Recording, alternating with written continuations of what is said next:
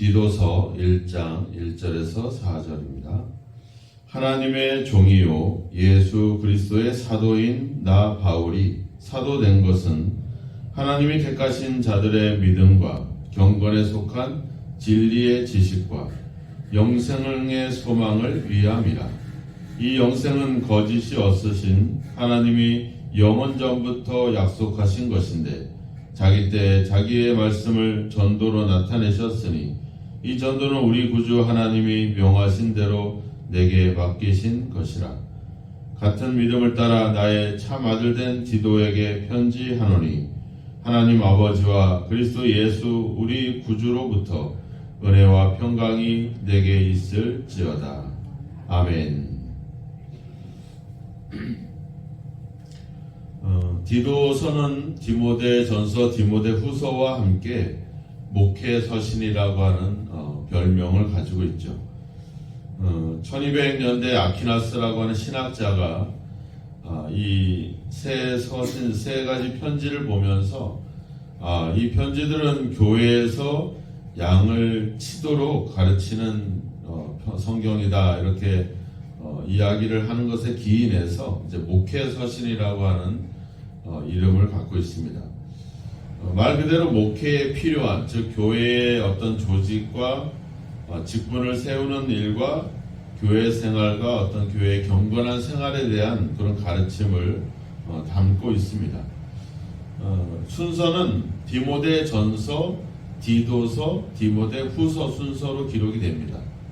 그래서 바울이 1차 로마 감옥에 갇혔을 때 디모데에게 디모데전서를 쓰고, 또 이제 처음에 갇혀서 풀려나서 2년 동안 이제 마게도냐와 아시아 지역에서 복음을 전하다가 거기서 이제 디도에게 보내는 편지를 쓰게 되고, 또 다시 로마의 감옥에 갇히면서 이제 마지막 자기 유언과 같은 디모데 후서를 이렇게 기록을 하게 되죠.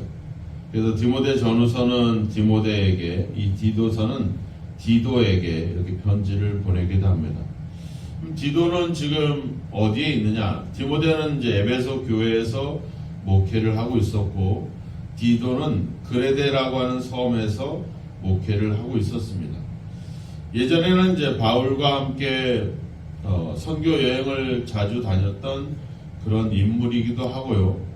또 예루살렘 교회가 어려움에 처했을 때 그 예루살렘 교회를 도와줬으면 좋겠다라고 하는 이 고린도 후서 편지를 디도가 고린도에 전달하는 그런 역할도 했습니다. 그런데 이제 바울이 그레데 섬을 전도하면서 디도와 함께 이제 복음을 전하다가 이제 바울이 떠나면서 그 그레데 섬에 디도를 남겨두게 되죠. 우리가 그레데 섬은 사도행전 27장에 가보면 알지만 그 사도 바울이 로마로 끌려갈 때 지중해 바다를 항해하다가 고초를 당했던 그런 지역이기도 하죠. 바울을 태웠던 배가 겨울을 보내기 위해서 이 그레데 섬에 도착을 하게 되는데, 바울이 조그만 미양이라고 하는 항구에서 우리가 여기서 겨울을 보내면 좋겠다, 이렇게 말을 했는데, 선장과 또 바울을 압송하던 백부장과 그 많은 사람들이 미양은 작고 불편하다, 그러니까 베닉스로 가서 거기서 겨울을 지내자, 이렇게 바울의 말을 거부하게 되죠. 그러다가 이제 베닉스로 이동하다가 이제 엄청난 풍랑을 만나서 그레데 섬에서 표류가 시작이 돼서 이제 로마 밑에 있는 그 멜리데라고 하는 섬까지 엄청난 그런 풍랑과 어둠 속에서 항해를 하게 되는 그런 고초를 겪게 됩니다. 그래서 바로 그 그레데 섬에서 그 당시 그 지금으로 보면 지중해에서 그래도 한 4-5번째 되는 그 고린도, 에베소 그 사이를 우리가 에게해라고 하는데, 그 에게해에서는 가장 큰 섬이 바로 그레데 섬입니다. 그래서 5절에도 보면 내가 너를 글에 대해 남겨 두었다 이렇게 기록을 하고 있죠. 그래서 글에 대해서 여러 가지 교회에 필요한 직분자들을 세우고 또 교회를 조직하고 교회를 든든히 세우는 일에 사명을 가지고 디도가 그레데 섬에 남게 되는 겁니다. 근데 그 섬의 문제는 이제 바울의 편지를 쓰게 된 이유의 대부분은 바로 이단의 문제들이었죠. 이단이 득실을 거이고 이단이 득세하는 가운데 우리가 어떻게 복음을 지키고 복음을 전하고 또 성도들이 복음 안에서 바로 설 수 있게 할 것인가 하는 것에 대한 그런 어떤 중요한 사명을 가지고 디도가 목회를 하게 되죠. 우리가 지난주도 그 신천지가 대구에서 10만 명 이상 모이고 그 교주가 헬기를 타고 등장을 하고 난리 법석이 났죠. 우리 신갈뿐만 아니라 모든 곳곳에서 그런 이단의 그런 어떤 득세를 부리는 그런 가운데 있죠.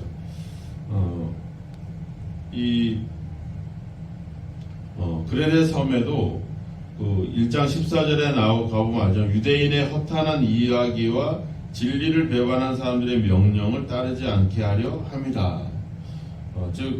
그레데 섬에도 여전히 이단이 득세를 했고 그 중에서도 특별히 유대인의 허탄한 이야기, 즉 유대주의자들이 교회를 방해하고 회방하는 그런 일들이 계속 일어나고 있었다라고 하는 겁니다.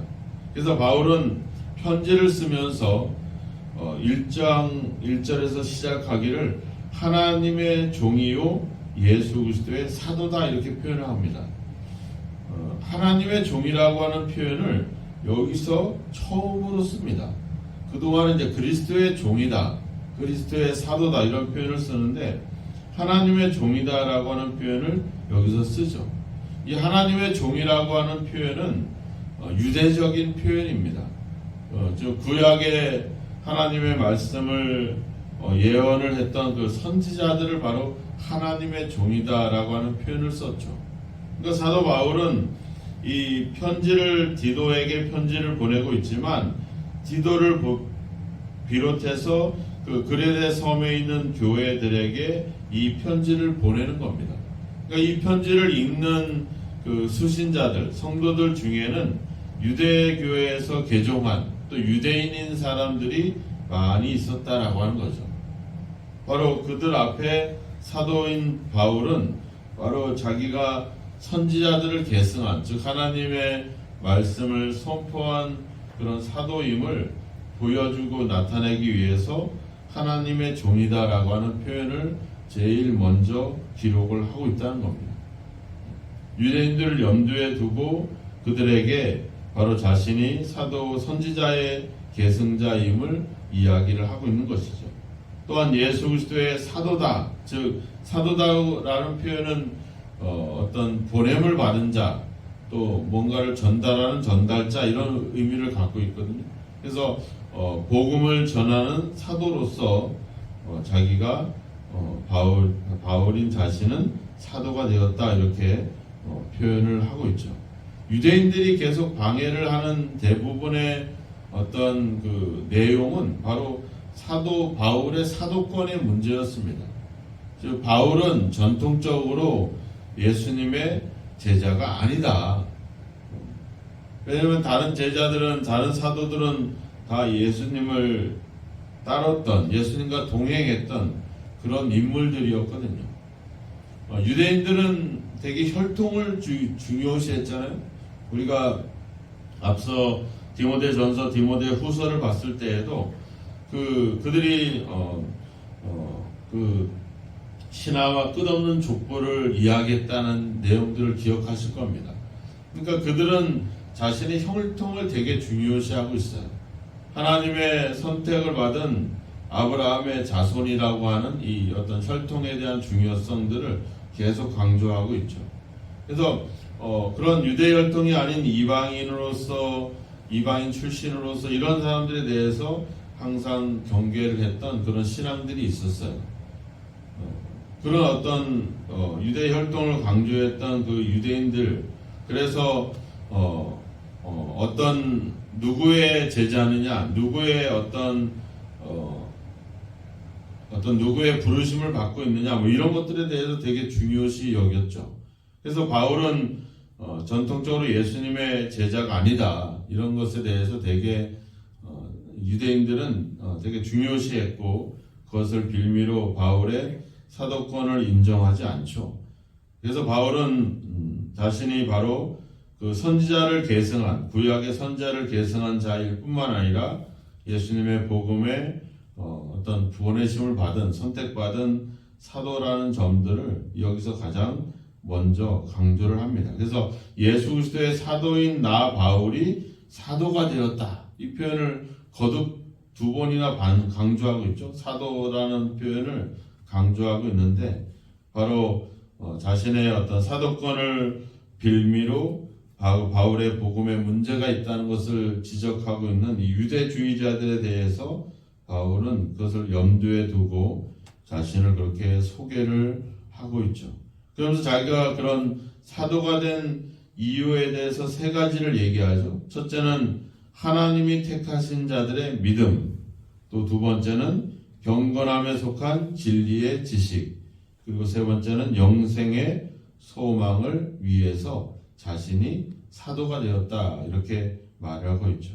믿음과 또 진리와 또 영생, 이것이 바울이 사도가 된 근본적인 이유다. 즉 사도로서 해야 될 어떤 중요한 신앙적인 내용이다, 이렇게 이야기를 하고 있습니다. 그러니까 우리가 예수를 믿는 우리들이 가져야 될 어떤 신앙의 본질, 그것을 다루고 있죠. 그것은 바로 믿음과 또 진리, 즉 하나님의 말씀과 또 영원한 영생, 영원한 소망, 영생의 소망, 이것이 바로 우리가 가져야 될 중요한 신앙이라고 하는 것입니다. 한번 돌아보셔야 되겠죠. 우리가 예수 그리스도에 대한 믿음, 또 하나님의 말씀, 그리고 이 영생, 이것에 대한 우리가 확실한 어떤 소망과 확실한 어떤 그런 확신이 우리 가운데 있는지 우리 자신들을 돌아볼 필요가 있죠. 내가 하나님이 나를 택하시고 나를 부르셨다는 사실, 언제부터? 이전에 나오지, 영원 전부터 약속하신 것이다. 그리고 3절에 가면 자기 때에, 즉 하나님이 정하신 특별한 때에, 그때는 바로 예수 그리스도가 우리에게 오셨던 그때를 이야기를 하겠죠. 바로 하나님이 우리를 영원 전부터 약속하신 가운데 우리를 택하셨다, 이렇게 표현합니다. 에베소 1장에 가면 나오잖아요. 태초에 우리를 택하셨다. 태초 전에 태초에 벌써 우리를 택하셨다. 바울은 어머니의 태중에서 나를 택하셨다, 뭐 이런 표현들을 쓰잖아요.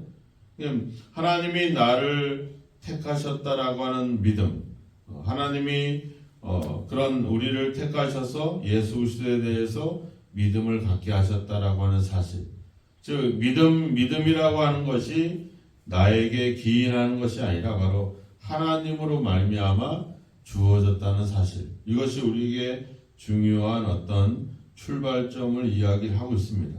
바울이 자신이 하나님의 종이요 예수 그리스도의 사도가 되었다. 어떤 자기 스스로 결정하고 자기 스스로 선택한 것이 아니라 바로 하나님으로부터 이루어졌다는 사실, 내가 예수님을 알게 되고 하나님을 믿을 수 있게 됐다는 것이 바로 하나님으로부터 시작됐다는 것, 그것이 바로 우리가 다른 말로는 은혜다, 이런 표현을 쓰고 있죠. 우리가 은혜로 구원을 얻었다. 이 사실이 우리에게 그 사실을 갖는 것이 너무나도 중요합니다. 내가 선택하고 내가 만들어낸 믿음이라고 한다면 결국 나를 드러내고 나를 자랑하게 되겠죠. 근데 하나님이 나를 영원 전부터 약속하신 것에 근거해서 우리를 택하셨다라고 하는 믿음을 가지면 우리가 얼마나 큰 은혜를 입었는지를 우리가 알 수 있게 되겠죠. 오늘 우리가 살아가면서 내가 예수를 결정하고 교회를 나가기로 마음먹은 것이 아니라 그런 것으로 시작했던 믿음이라 할지라도 결국은 하나님이 우리를 향한 어떤 영원전부터 갖고 있는 계획과 약속에 의해서 우리가 믿음을 가진다는 것, 믿음의 생활을 할 수 있다는 것, 이 사실을 우리가 기억하는 것이 너무나도 중요하다라고 하는 것입니다. 바울이 자신이 하나님의 종이요 예수의 사도라고 하는 것처럼 우리 또한 하나님의 택하심을 입은 사실들을 기억하고 그 은혜로 우리가 믿음을 가졌다는 사실을 우리가 안다면 오늘 하루 우리가 삶이 감사함으로 충만하게 될 줄로 믿습니다. 나로부터 말미암았다면 내가 선택할 수도 있고 내가 버릴 수도 있는 거죠. 근데 하나님이 나를 택하셨기 때문에 그것은 결코 어떻게 보면은 실패할 수 없는 또 끊을 수 없는 그런 어떤 은혜로 말미암아 되어졌기 때문에 우리는 때로는 그래서 조금 실수하고 넘어져도 우리가 다시 일어설 수 있는 이유는 하나님이 시작했고 하나님이 우리를 택하셨기 때문에 그 믿음 때문에 우리는 다시 일어설 수 있고 다시 시작할 수 있다는 것입니다. 오늘 바울이 디도에게 또 그레데에 있는 교회들에게 자신을 소개하는 이 소개 속에 우리의 어떤 정체성을 다시 한번 찾고 그래서 우리도 하나님이 택하신 그 택하심의 은혜 속에서 내가 믿음을 시작했다는 사실을 기억하고 오늘도 그 은혜가 우리의 삶을 주장하도록 그래서 오늘 우리가 어떤 사람을 또 무슨 일을 행하더라도 내가 하나님의 은혜 속에 있다는 사실 그 은혜로 택함받은 사실을 우리가 확신하고 기억한다면 우리는 좀 더 기쁨으로 또 감사함으로 살아가게 될 줄로 믿습니다. 오늘 우리의 믿음이 하나님의 부르심에 의해서 택하심에 의해서 시작된 그런 은혜의 삶이 이제 우리가 그 은혜 속에서 시작됐다는 점을 기억하고 그렇다면 우리의 모든 삶이 다 하나님의 은혜인 것을 우리가 기억하고 오늘도 그 확신으로 또 담대하게 또 감사함으로 살아가는 저와 여러분이 되었으면 좋겠습니다. 오늘 이 편지를 통해서 디도에게 자신을 이야기하는 그 바울처럼 나는 어떤 사람인가, 나는 하나님 안에서 어떤 존재인가를 우리가 정확하게 알고 우리가 살아간다면 오늘 우리에게 주어진 사명과 역할도 성실히 감당하게 될 줄로 믿습니다. 오늘 하나님이 은혜로 우리를 택하시고 지금도 은혜로 우리와 함께 하시는 그 하나님의 부르심을 기억하고 그 하나님 때문에 오늘도 감사하고 오늘도 그 하나님 때문에 용기를 내서 믿음으로 살아가는 귀한 하루가 되시기를 주님의 이름으로 축원합니다. 기도하겠습니다. 하나님 아버지, 이제 그레데 교회에서 또 그레데 섬에서 목회하는 디도에게 보내는 사도 바울의 편지를 저희들이 읽기 시작하면서 하나님 아버지 주님, 우리가 어떤 하나님의 은혜 속에서 우리가 살아가고 있는지, 우리의 존재가 어떤 존재인지를 다시 한번 인식하며 이제 아버지 안주여 그 아버지 믿음을 갖고 살아가는 저희들이 되게 하소서. 비록 우리가 세상에 아버지 주여 보란듯이 자랑할 만한 것이 없다 할지라도 우리가 하나님의 은혜 가운데 또 하나님의 택하신 가운데 또 하나님의 사명을 위해서 부름받고 있는 사실을 다시 한번 기억하고 아버지 오늘도 우리가 살아가게 될 때 우리에게 주어진 아버지 주여 그 부름의 상 아버지 주여 사명을 감당해 갈 수 있도록 우리를 이끌어 주시고 주여 도와 주시옵소서.